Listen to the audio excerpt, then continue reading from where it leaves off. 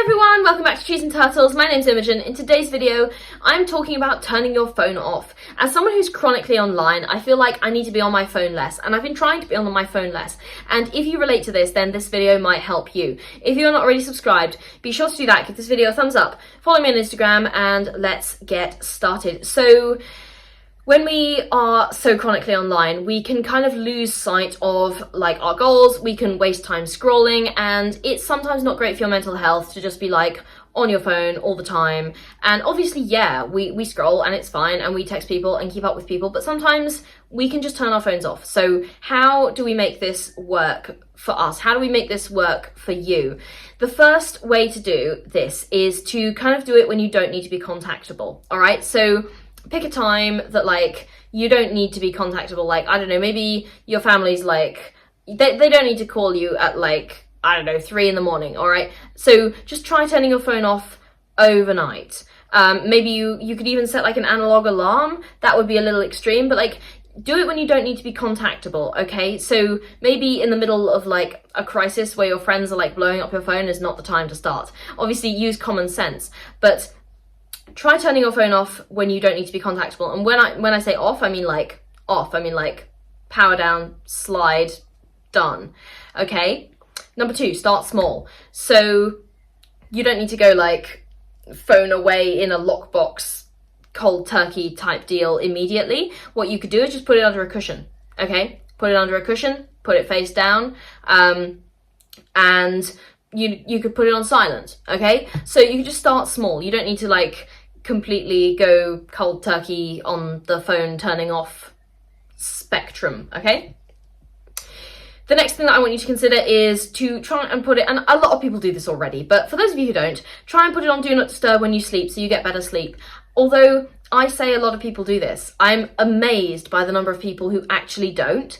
And the more I have been around people, yes, I am an introvert who sometimes does not spend much time around people, but the more time I've spent around people, the more I'm amazed at the number of people who actually don't put their phone on Do Not Disturb when they go to sleep. And then they get like a notification in the middle of the night and they wake up and check it. That can't be good for you. I always put my phone on Do Not Disturb when I go to sleep. And yeah, I get that there are sometimes, obviously, times like when I wouldn't, like, for example, I'm waiting to hear like medical news on a family member, but those times are like not every day, okay? And there are people who will like leave their phone on, like the ringer on and everything, and that's just wild to me. So yeah, try and put it on Do Not Disturb when you sleep so you get better sleep, because you don't need to be waking up in the middle of the night to find out that, I don't know, one of your favorite influencers in Australia posted a new reel. Okay, that can wait till the morning. You don't need to know that at 3 in the morning. I'm sorry, you literally don't. So try and put it on Do Not Disturb when you get to sleep, because sleep is really important. Also fit it into your schedule. Like I mentioned, there's times to try and be less chronically online, and there are times that online is where you need to be. Okay, so try and fit it into your schedule. There's going to be no one solution that works for everybody. All right?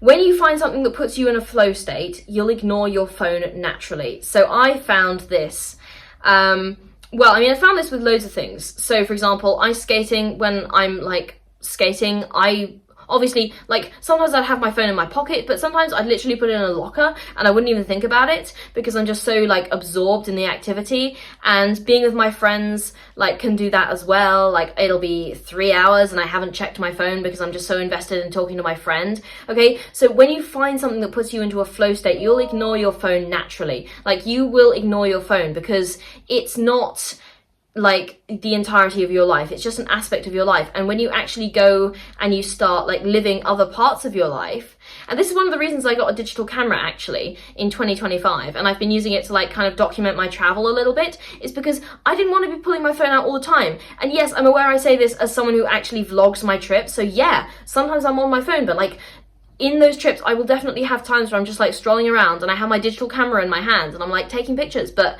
my phone is in my bag or it's in my pocket or like it's switched off, okay? And those times are often when I feel like the most immersed in the, you know, the environment, the culture, the place that I'm visiting, okay? So when you find something that puts you into a flow state, you'll ignore your phone naturally, and sometimes you won't even notice you're doing it. So find something that puts you into that flow state is kind of what I'm saying. And finally, I know this was a short video, but short videos are good for our modern short attention spans. There's no right or wrong way to do it, okay? Don't let anyone tell you otherwise. Don't think of this video as me being like, oh, you know, you've got to do this, this, and this, and put your phone on do not disturb like for 23 hours a day, and you know, if you text your friends more than once a day, then you're a bad person. I would never say that. That's bullshit, okay? So like, all I'm trying to say in this video is try and find a way to kind of balance your online identity with your like offline identity, okay? You don't want to get too out of balance, because otherwise it can lead you into a bit of a mental health spiral, and it's just not balanced, okay? So if you are struggling with being chronically online and not turning your phone off, I hope these tips have helped. If you have any more questions, feel free to ask in the comments. I know this was a short video again. I'm happy to talk more in the comments. I love hearing from you guys always, and lovely supportive comments always welcome. Thank you so much for watching. I hope you enjoyed. Make sure to subscribe, give this video a thumbs up, follow me on Instagram, and go and have some offline fun today. I hope you enjoyed. I'll see you in the next video. Bye.